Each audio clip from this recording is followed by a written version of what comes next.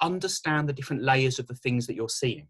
You understand the forces that shaped the view, the physical and human forces that created that view.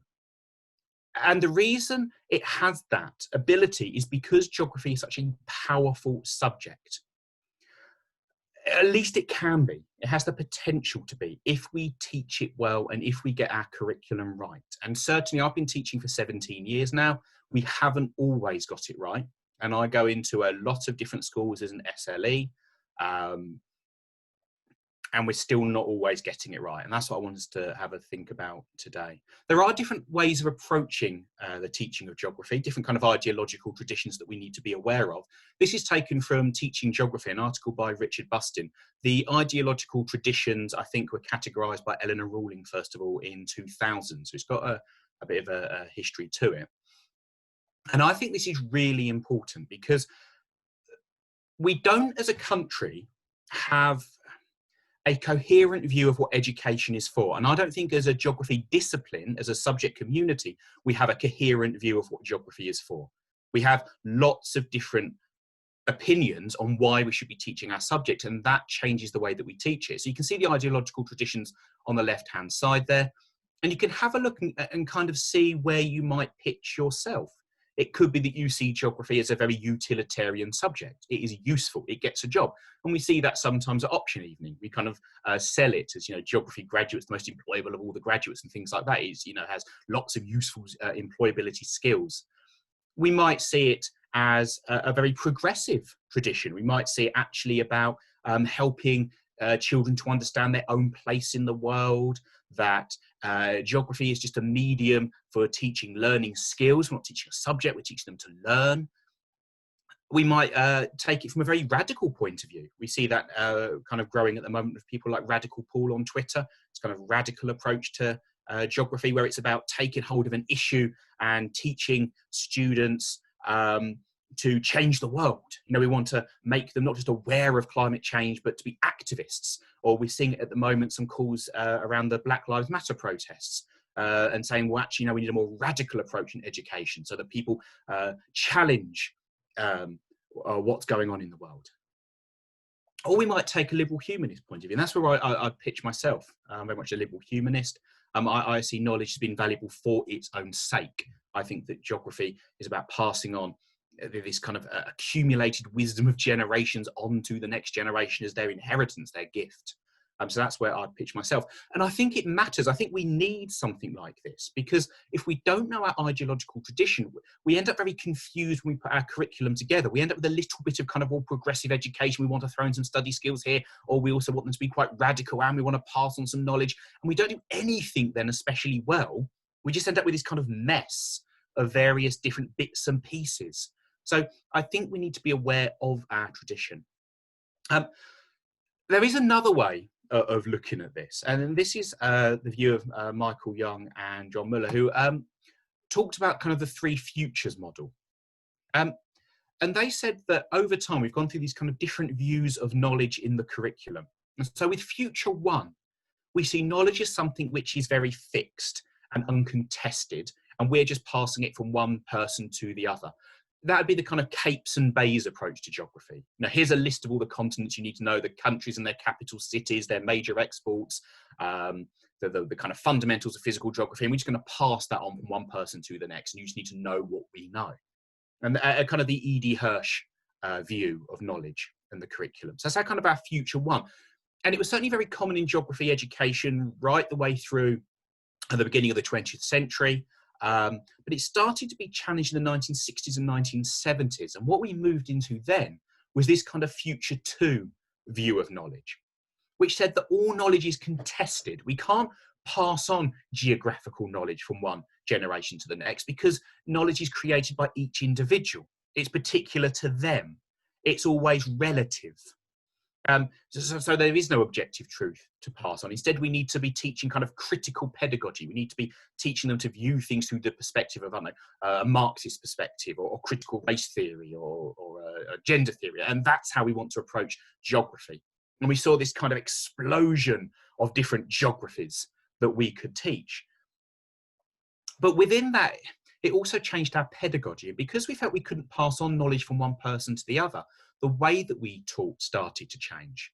And instead of trying to pass on things that we knew, we moved into that era of kind of discovery learning, where because everyone had to create their own knowledge, it was felt that people also had to discover the knowledge for themselves. It was, we were going to rob them of the chance of discovery if we actually told them something. The teacher became a facilitator of learning. And it also saw the real diminishing of geographers as subject experts. We were no longer teachers of geography, we were facilitators of learning, because the subject didn't matter, because there was no subject to pass on. And we lost sight of our subject at this point. Where we're moving to now, I think, is into what Michael Young calls Future 3, a brilliant book by Richard Buston. If you can get hold of it from his publishers, they often do it at a discount for £10. Otherwise, it's an academic text and can be quite expensive, but certainly look out for it if you can get hold of it. And it explores this in a geographical context really clearly. And what Future 3 is it says that, yes, there is such a thing as knowledge, but this knowledge is created in subject disciplines and it is challenged in subject disciplines. So it's not that it's this uncontested canon of knowledge which we can just say, here you go, this is what's known, that's it, that's all you need. We're saying, well, this is how it's known. This is how the geography that we want to pass on was created in the first place.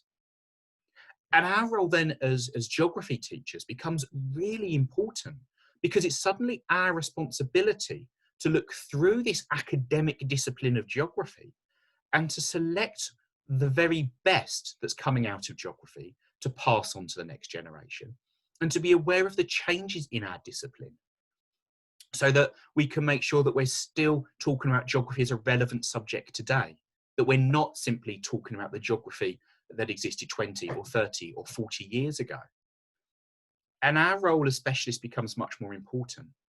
And I think is a real challenge for geographers, especially because we have such a diverse subject, to embrace this idea of powerful knowledge and a Future 3 curriculum, and to run with it. I think it's much easier to fall back into Future 1 and Future 2 because they're relatively simple, but they're kind of easier. We can either say Future 1, here's my knowledge organizer, go away and memorize it, or no, I'm going to come from a Future 2 perspective, I'm going to teach you how to learn. I'm going to teach you learning strategies. The subject itself is irrelevant. This is hard. This is a real challenge, but I think this is where the power of geography really lies. If we get this right, if we get our curriculum right, if we put this as our purpose of geography, then our subject becomes much more powerful. And that's what I want to talk about a little bit. So in terms of what makes powerful geography, I'd certainly recommend Reaching Knowledge in the Future School, co-written with David Lambert, a geographer, of course. So powerful knowledge is specialised. It is geographical knowledge. It is created by geographers in academic disciplines. It is the best knowledge available within that discipline at that time, but it can be contested. So we're seeing that at the moment. There's been a really interesting debate going on through the GA publications. I think it was in a Teaching Geography, it might have been Geography magazine, but it was looking at things like the Burgess model. You know, should we still teach the Burgess model, or is it now irrelevant and out of date? It is a contested idea that we as specialist practitioners are contesting and debating within our discipline. So there is a best knowledge, but we need to be able to contest it and teach students how to contest it. Because if we just teach them either, oh, it's irrelevant, you don't need to worry about it, or no, this is still highly relevant and you need to understand it, they just have to take that as a given unless we teach them the language to debate it in geography. How do we decide what is relevant now? It is not everyday knowledge, and this is where this becomes quite a contentious issue in geography. There are many influential geographers who are challenging that idea, who say that actually everyday knowledge could also be powerful, and we don't want to denigrate everyday knowledge. I think the point that I would make is that pupils already have everyday knowledge. That's kind of the point, isn't it? It's everyday knowledge. They already know that. They don't need to come to school for that. And I think the role that schools can play is in doing the things that the rest of society can't. They're the things that only subject specialists can do. So powerful knowledge is not everyday knowledge, but there is an interesting discussion to have around the extent to which everyday knowledge is a portal to powerful knowledge that we might want to look at. And the kind of final point on what powerful knowledge is it needs the subject specialist to teach it. It becomes a rationale for a subject-based curriculum, while we shouldn't really be teaching humanities as a subject, or we shouldn't be trying to teach cross-curricular projects. Geography itself is a subject. It is bounded by certain rules and certain ways of discussing it. So this is what we mean by powerful knowledge. And I want us to have a bit of a look at how we might put this into the curriculum. I think the reason powerful knowledge is so important to say is that it can help us transform the way that we see the world. So if we look at this image, I just wonder kind of what questions you would ask about it as geographers. I'm going to take kind of a second to just put something into the comments. But if you look at that as a geographer, what would you ask? Let's give you a second to have a think. You see, if you're not a geographer, what you can ask about that image is really limited. You might, where is it? Not a bad starting question, but that's like, what are those buildings? As a geographer, though, you're kind of looking and go, well, that's a reservoir. So now I've got some questions about that. What was the land used for before? What was the view of the people who lived on that land before the reservoir was built? What have been the economic impacts of building this reservoir, both the positives and the negatives? We can start to ask these questions because we understand our subject. And that's what powerful geography allows us to do. It allows us to interrogate the world as we come across it in a much more deep and meaningful way than we'd be able to if we didn't have that knowledge. And if we start to throw in a bit more context, we say, okay, well, this is in Lesotho. As geographers, we go, oh, that's a kingdom surrounded by South Africa. It's high up in the Drakensberg mountain range. Now I can ask even more questions about it because of what I know. My knowledge of development studies suddenly comes into play, and that allows me to ask more questions. That's kind of the point of that. So because we have that specialist knowledge, we can now interrogate these scenes as we come upon them. That's the aim. That's the goal of geography as I see it, to people to be able to look at this and really pull it apart and ask some really powerful questions about what they're seeing, and not just where is it? Why was it built? But to go much deeper. I think these are the things that have perhaps prevented our curriculum from being powerful in the past, the kind of the barriers that we faced, and that I want to kind of talk through each of these in turn, because I think these are particular to geography, really, to a great extent. I think the first thing we have to sort out if you want to have a powerful curriculum is the sequencing. This was a geography scheme of work that we used to teach back in a kind of a previous school. And it's the kind of thing that I've seen for most of my 17 years of teaching geography. It's what I see when I go into most schools. Lots of people, I'm very active on Twitter and things. People send me schemes of work to have a look at and discuss it. I love doing that. And this, I'd say, is still fairly typical. It's 3 years of Key Stage 3, and there are 6 topics per year because there are 6 half terms. It doesn't make much sense, does it? Why would a topic fit neatly into a half term block? Why does teaching Uganda take exactly that many weeks? Why does teaching rivers take that many weeks? It's weird. So I think my first kind of siren that goes off as a bit of a warning of, are we teaching powerful knowledge, is when I see something like this neatly blocked up into 6 half terms and go, is there a good reason for this? We then kind of look at it and we kind of go, well, the sequencing also doesn't make a huge amount of sense, because they're teaching Uganda kind of in term 3 of year 7, but they don't look at development as a wider issue until year 8. That's a little bit odd, isn't it? I know the reason for this in this particular school. They looked at Uganda. They had links to a school in Uganda, and so their senior leadership team said you must teach Uganda in year 7. But it would have made sense then to have put development studies before it. They look at using maps at the start of year 7, but there's no kind of obvious place where they then go, and then this is where the maps are then used later on. So they do this in year 7 and then potentially never really touch them again for the next 3 years, which is going to be an issue in terms of sequencing. If we want people to learn things, they need lots of chances to revisit them. We want links between those topics, don't we?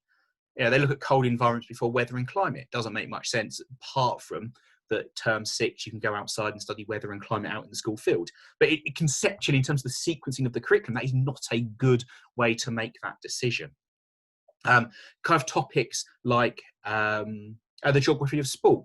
Now, in this case, thrown in there because they had lots of disaffected boys, and of course, all boys love sport. So they thought they'd best do something like that at the start of year 8.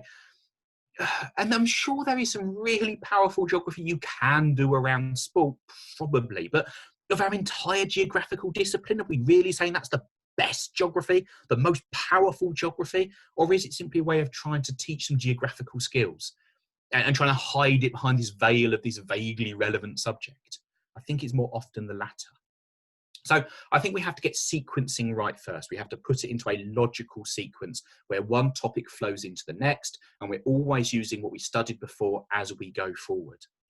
I think the next issue in geography is often the role of knowledge.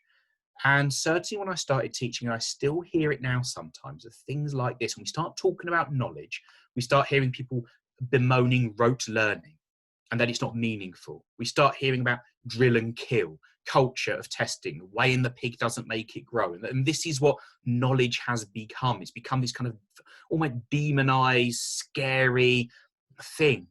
And part of that, I think, comes from a kind of a fear of authority, that how dare we believe that we have something to impart? How dare we be a voice of authority in our subject, saying, no, this is important and you should learn it. It's our job, but we have to. That's why they pay us the money. It's our job to be authorities in our subject and impart powerful knowledge onto the next generation. That's what we're for. But they still sits a little uneasily at times. Certainly when I trained, we were trained a lot of free air and liberation pedagogy, and there was this kind of real worry around this. And perhaps we should see knowledge more like this. Thanks for the memory. I now know more. I can remember more about geography. Part of the problem, I think, is that we've confused episodic and semantic memories a little bit. And this is having an impact on how we teach geography and the purpose of geography. When we look back at school, it's really hard to remember the semantic memories, that the geography we were taught. I don't know who first taught me about erosion, or who first taught me the theory of plate tectonics, or who first taught me about push and pull factors, because it's so embedded in my schema. It's kind of just in there in what I know, and it influences lots of other things that I know. I can't find the root cause of it. Well, I can remember the episodic memories. I can remember sitting there and making big posters with lots of glitter and bubble writing because it was kind of fun. I don't remember what I was really learning, but I remember doing that. And I have those episodic memories of making models out of cardboard and things like that to show shanty towns and things. I have the episodic memory of that. But it's really divorced of the underpinning geography. But then as teachers, when we go into teaching, we think back and go, I remember doing those really fun lessons. I need to teach like that and make my curriculum more like that to make it more memorable. But that isn't how the important memories work. That's not how the geographical learning works. We need that knowledge. We need to stop being scared of geographical knowledge and of daring to impart knowledge if we want to have this curriculum with powerful knowledge as its purpose. I think another issue is the way that geography became citizenship. I'm sure citizenship is a very valid, fine, wonderful, incredible subject, but it's not the same as geography. Our role is not to teach pupils to become activists. The amount of time I spent when I started teaching, getting them to learn how to create posters about an issue, write letters about an issue, and things like this, turning the subject into citizenship. And I think it's dangerous for two reasons. I think one is we lose sight of geography when we do that. We stop teaching the geography, the geographical knowledge that allows them to have the knowledge to challenge these things themselves in the future. That's not good. That does them a disservice. But I also think it lets the rest of society off the hook. I think when we start saying it is the role of schools to prevent climate change, to prevent knife crime, to prevent the use of single-use plastic, to prevent whatever is the current issue obsessing us, when we say that's the responsibility of schools to change that, well, that's nice and easy, isn't it? For the people who actually have the power to make a difference, because schools can deal with that. Geographers can deal with that. If geography teachers only taught this better, then we wouldn't have these problems today. No. These problems are ingrained in society, they're ingrained in our power structure, and they need challenging at that level. Don't put that onto the shoulders of geography teachers. Stop ruining our subject and making it into another subject. Geography itself is important for the sake of geography, because that knowledge matters, because it transforms the way that you see the world. We don't have to create a nation of activists. So I think that's a concern, and it distorts the way that we run our curriculum. I think there's a flip side as well, though, to certainly this thinking about knowledge. We have seen a knowledge term where we're bringing knowledge back in, but I think the flip side has perhaps been we've taken that eye of disciplinary knowledge. Because we're increasingly seeing in schools, the use of retrieval practice and knowledge organising, I think are really useful pedagogical devices. We're maybe not focusing as much on how geographers create knowledge in the first place. We've seen a real difficulty in things like fieldwork. So the fact that at GCSE now, that fieldwork, certainly in my paper at AQA, is these cursory few questions thrown at the end of paper 3, it's quite hard to justify spending the time actually teaching the kind of fieldwork skills and a real understanding of geographical inquiry. We no longer have the same pressure to do that we maybe did in the past until we hit A level, when they really have to understand geographical inquiry because they have to do it all themselves. So we have this kind of break. And I think we need to make sure that when we create our curriculum, we're really putting that disciplinary thinking in. We need that inquiry approach to a subject, not so that pupils are discovering the knowledge themselves through inquiry, but so that they understand how geographical knowledge is created in the first place in academic disciplines. They understand that process of asking questions, of selecting how to collect data, of evaluating different methodologies and sampling techniques and so on, so that they can challenge geographical ideas themselves. They can say, well, wait a minute, you're putting forward this theory, this hypothesis. I actually need to see your data. I want to have a look at how this was created in the first place, because otherwise they can't challenge it and they will just have to accept it. So I think these are kind of the 4 barriers that we really need to be aware of. And what I found to be really useful as a head of department is looking at our scheme of work again with those 4 things in mind. So looking at, have I sequenced my curriculum properly? Is there a logical story that I'm telling through my curriculum? Am I embracing real challenging geographical knowledge? Am I expecting pupils to actually learn the things that I'm teaching them, to recall them in the future and apply them in new situations? Have I avoided turning geography into citizenship? And am I still really pushing disciplinary knowledge? Am I making sure that my geography students understand how that knowledge was created in the first place? And that's probably the one that I find the most challenging at the moment and doing the most work on, because it is difficult, I think, to get that right. I want to leave plenty of time for questions, so just kind of very quickly, because I have talked about this before, but this is kind of the stage that I went through. So we'll just kind of very quickly, then last kind of couple of minutes talk through. So in terms of creating a curriculum with a real sense of purpose, and I want to use the word purpose rather than intent, because that's become a bit of a scary Ofsted word, but with a real purpose at the heart of it, is making sure that I know what the big picture is. What is it that I am trying to achieve by teaching geography? And I don't think we need multi-page intent statements and things ready for Ofsted, but I do think that as geographers, we need to know why we're teaching our subject, because it will change the way that we teach it. If you think you're teaching geography to help them get jobs in the future, you will teach it differently to me. If you think you're teaching geography because you want to create a nation of activists, you will teach it differently to me. And maybe that's fine. I might argue with you on Twitter, but maybe that's fine. It is a broad subject. But you need to know what your purpose is. Once we've done that, we can then think, okay, well, what do my pupils need to know in order for them to reach that purpose? What's the fundamental knowledge, the absolute basics they must walk away with? What are the threshold concepts, the things they have to understand to access that fundamental knowledge? And what places are we going to use? And I think this becomes really important in geography when we're thinking about our curriculum, is that we don't teach places that just tell that single story. I'm going to teach about Uganda, which is this incredibly poor country where no one has access to clean water.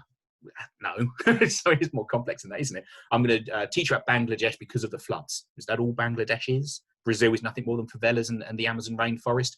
We need to be really careful with the places that we choose and make sure that they reflect our purpose.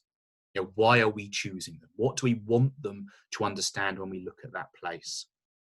And then we want to think about that structure. So this is where that sequencing comes in. To understand this topic, they first need to understand what. So one example I like, we teach the Middle East and North Africa as a regional study. So coming into that, we see those kind of threads coming in. Well, that's going to be their understanding of weather and climate and push and pull factors and migration and conflict and so on. All of that comes in from other topics into that a new topic on the MENA. And then that goes out and they look at that again when they look at India as an emerging economy. You know, their understanding of what they learned about in the MENA region helps to influence that next topic. And you can draw it, as we did. So a few of you will have seen this before. This was our very first attempt to do this about 4 or so years ago. So we put all of our different topics from Key Stage 3 around the edge, and then we just started joining them up to say, okay, how does this topic influence that topic? What are they taking through from one topic into the next? And it's a really nice thing to do in a department meeting or an inset day, and just kind of keep on going. And this has become this kind of huge monster now in our department, up on the wall in the office, all these kind of lines going across of all these different links that we're now making. But it really helps everyone in the department to understand the curriculum model and to make sure that it is powerful, because it does more than the sum of its parts. You're always using what you learned before when you were going forward. And then we build it into the planning. So we make sure that the places referenced come up throughout. We make sure the same images are coming up throughout. We do use knowledge organisers, but we make it really explicit where they need to be using their knowledge from previous topics in this next topic. And the same with retrieval quizzes. We don't do kind of random questions. We make sure the questions link to what they're about to study from things they've studied in the past. And we do the same with assessment. So it all comes together and it hangs together. And what it's really done is it's just made sure that our curriculum, I think, is much more powerful, because it gives them that transformative view of the world. Hopefully any of my pupils now can look at the headlines in a newspaper, can stand on top of the mountain and look at the view, can have a discussion with someone else about a situation occurring in America, and they can have an informed view of what's going on with this geographical knowledge behind them. We'll take some kind of questions in a moment, but I am very, very easy to reach on Twitter at EnserMark, or if by all means, email me, kind of talk there. My new book is going to be on this issue of powerful geography and powerful knowledge. Won't be out until the autumn, but at the moment, Crown House Publishers are doing 30% off all books with code CPD30. So if you don't yet have Making Every Geography Lesson Count, now's the chance. So use code CPD30 and you can get that with 30% off. But I think we've got about 10 minutes or so for questions. So if anyone has any questions, I'll be very happy to answer them. Hi, Mark. Thank you. That was very good. And there are lots of questions. So I'm just going to pretty much read them as they came, because there were a lot of them. So Lucy, Teresa, and Ruth all asked whether everyday knowledge depends on cultural differences and socioeconomic status, and how does that affect powerful geography? That's a massive question. Okay. Yes. I mean, everyday knowledge is unique to the individual, so it has to be affected by things like cultural factors. It can't not affect those things. In terms of how it affects powerful knowledge, I think what it does is it means everyone's prior knowledge coming into the subject is going to be very different. And so their schema is going to be very different, and their understanding of what they're encountering is going to be very different. And our role as a teacher, one of our roles is to almost kind of try and iron that out so that everyone coming into the class can access the thing that we are trying to teach. So we need to be aware of people's everyday knowledge and their own experiences. But I don't think it changes what we teach, because they already have that everyday knowledge. They already have their own culture and their own cultural knowledge and their own ideas and their own values and their own beliefs, and that's wonderful. So we don't need to teach that. We need to teach them things they don't have access to. That's certainly my take anyway. Yep. Sounds good. I just left somebody saying, why do people opting for history more than geography? Because they're mad. There were lots of questions, one of them from Elizabeth, but there were other people saying the same thing. How do you have time to talk about powerful geography and still follow the curriculum or the exam specs? Okay. I don't think there's a conflict there. Yeah. Certainly if you think about the curriculum, the national curriculum isn't a curriculum. We call it a national curriculum, but it is this incredibly tiny document of a few areas they would like us to cover. It's not a curriculum. In terms of the specifications, that's not a curriculum either. That's just a massive list of stuff they would like us to cover. And what I do is I break it apart. So we do AQA, and we mix in elements of looking at Nigeria as an example of a newly emerging economy, along with hot deserts, along with water management issues. And we put it together because I believe that teaching those things together makes that knowledge more powerful, because it gives you a much more coherent view of the issue. And it covers those different bits of the specification, and they can answer any questions on the specification when it comes up in the exam, but that's not how we deliver it. We are not there to deliver an exam specification. We are there to teach geography. And we need to be a little bit less scared, I think, a little bit bolder in the way that we put our curriculum together. And my next book covers that in quite some detail. So sorry if you get another plug, and I'm sorry if people have to wait a little bit. But yeah, I think we can go beyond the spec.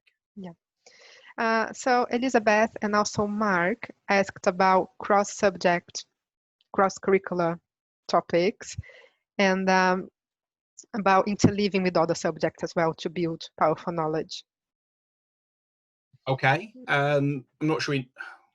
The question is whether that's good, and if all departments, all teachers should be working together on that. No, probably not. I think 17 years of this, and it's gone on long before, everyone's tried endlessly to find these cross-curricular links between different subjects. We're always trying to, it's like this holy grail, and it never works. You end up with this really tokenistic thing of things like, oh, they're studying pyramids and Egyptian history, so let's do triangles in maths and the River Nile in geography. And the other problem is trying to teach these things across different subjects. Well, we all put them in a particular order for a particular reason. So just because they're studying Egypt in history doesn't mean it's the right time to teach rivers in geography. We all have to sequence them in the way that we need to. And so I think it's useful to be vaguely aware of what other subjects are doing, and we might be able to make reference to what other subjects are doing. But I think planning to bring them together is just a fool's errand, and you will waste years trying to do it. If someone's done it, share and make yourself a fortune. Write a book about it, because everyone's been trying and no one's managed. Yep. That's an interesting take. Dave asked, isn't the most powerful geography the geography that engages students? No. Oh, sorry, probably more. Sorry, that's a little bit facetious. No, it's not easy. The problem is people can only start by being engaged with what they already know. If we don't teach them things that they're not engaged with, then they never have the chance to be engaged with it. If we just go, well, these are their interests at the moment, well, isn't that limiting them? I also think it's really patronising, because we say, well, I can be engaged by all of this amazing geography. Somehow I'm able to find this fascinating, but that's not for you. You can't. So I'm going to try and hide the geography behind this veneer of relevant topics, and I'm going to try and hide it behind the geography of sport or the geography of fashion or the geography of something else, because you can't appreciate this stuff the way that I can. That's really rude. Can we stop doing that, please? I get quite angry about it. So yeah, no, please can we not do that? Mate, I'm sure that's not quite what the person meant, but it's something that I hear a lot, and I get quite twitchy. Right. Carrie asked for some examples of threshold concepts. So threshold concepts was an idea by Meyer and Land. So I'd certainly go back to the original research, 2004, threshold concepts and troublesome knowledge. And it's anything that becomes a barrier to further understanding. So you get to a certain point and you can't go further because you haven't understood the threshold concept. It is quite a tricky one. I'd say in geography, sustainability might be an example of that. If you haven't fully grasped what sustainability means, a lot of what we then discuss doesn't make sense. If you just think sustainability means the environment, or it just means climate change, then you don't understand wider decisions involving economic and social factors. So it's anything that becomes a barrier to further understanding. Yep. Let me go back to the beginning. I forgot who they were, but somebody asked about metacognition, where the students thinking about their own learning helps with powerful geography. Okay. I think metacognition helps with everything. How we teach it, how we teach it is perhaps somewhat difficult and contested. It is a whole other talk. But yeah, certainly understanding how we learn, how we revise, what we know, it underpins a lot of what we do as thinkers. So yes, I think it is. Learning in general. Rachel asked about age. So in which age group do you think it's useful to start securing underpinning knowledge that creates the ability to ask the deeper questions? Is there age I would limit? say, I think people too young. Yeah, sorry. Possibly. If they are, then I wonder why they're in school. And this might be a reason why other countries start school that much later than we do. If people aren't ready to start understanding academic knowledge, well, they can understand non-academic knowledge in non-academic contexts. Or school is very different things at very younger ages, and we're trying to achieve different things. So potentially, yes, it might well be something that people come to later. But once we start teaching an academic curriculum, then that's the point. That's what the academic curriculum is for. So I'd say if they can follow a curriculum in which we're trying to get them to understand things beyond everyday knowledge, then they're ready for powerful knowledge. If they're not ready to start learning about things that aren't part of their everyday, then they're not. And that would be a judgment call for our primary colleagues. Tony asked, he said that the Burgess model was China technology specific, and how has technology changed the explanation for urban morphology? I'm gonna be like, full disclaimer, I am actually not a geography teacher, so if I mispronounce any term, technical term, just do forgive me. So, you know what I mean. That's a really specific question. I mean, the way technology is changing, I mean, everything to, transport connections, digital technology is completely revolutionized. If we look at the way that, Los Angeles has sprawled out first as a result of the car, and now as a result of being able to do things like remote learning, and the way these kind of satellite communities have spread up, it is completely demolished kind of the early Chicago school models. But I think the point I was making in the talk really is about whether we still teach those out-of-date models because they told us something useful about the way geography was created. So we might still want to teach models which no longer really apply, because we want to teach them why they no longer apply and how they were formed in the first place and how they've been challenged now. So I think that's a really interesting point that we would use when discussing things like geographical models. Okay, so a more broader question now from Christina. What about when non-specialists are teaching geography? Can they do powerful knowledge as well? I think this is a massive challenge. I think they can, as long as they are given a huge amount of support. I think you need a really well-designed curriculum created by a specialist, and non-specialist teaching it needs some help. So one thing that we've done is we've created kind of topic sheets. So everything that we teach, every kind of unit, every topic has a kind of sheet with it, which spells out exactly what the intent of the topic is. It goes through the kind of the core knowledge we expect them to take away, explains why that's core knowledge, how it links to previous units, so that non-specialists can at least get some idea of why we're teaching it in the way that we are. And then we have lots of kind of department time, meeting times with non-specialists to try and talk it through. But it is not easy and it's not ideal. I'm just going to read what Mrs. Huge says here. How does the external world influence powerful geography? Michael Apple argues for critical realism and says our political system continues to control our curriculum. What do you think about that? Yeah, I mean, everything tries to control our curriculum, influences our curriculum. Yeah. So I mean, absolutely. I think one thing that we can try to do as professionals is try to push back a little against the things that we don't think are especially helpful in terms of what influences our curriculum. And I don't think we've been very strong at doing that in the past. I think the GA have been very, very good in the RGS at putting forward the kind of, the manifestos and things like that to try and claim some space for teachers to have a voice in what our curriculum is trying to do. But you're absolutely right that is not an easy thing to achieve. And we are constantly being assailed by people from outside the profession who want to tell us what schools are for. And I think in the past we've allowed them to, and I think we need to stop. And I think that as a profession, we need sessions like this to debate it and discuss it. And there'll be lots of people who won't agree with what I'm saying, and we need to discuss that and hash it out and try and come up with some kind of coherent vision for what we think schools are for that we can defend. Because otherwise everyone else is going to try and do that. And they are going to say, no, we think schools need to be for this. And they will push schools in that direction. So we need to come together to say, no, geography is for this, and that is what we are going to try to achieve. And we need to work together to find a way of making that possible. Yep. Also, somebody else quoted another person, Michael Young. So Becky said that Michael Young makes a clear distinction between powerful knowledge and knowledge of the powerful. So how do you make this distinction when it comes to the curriculum?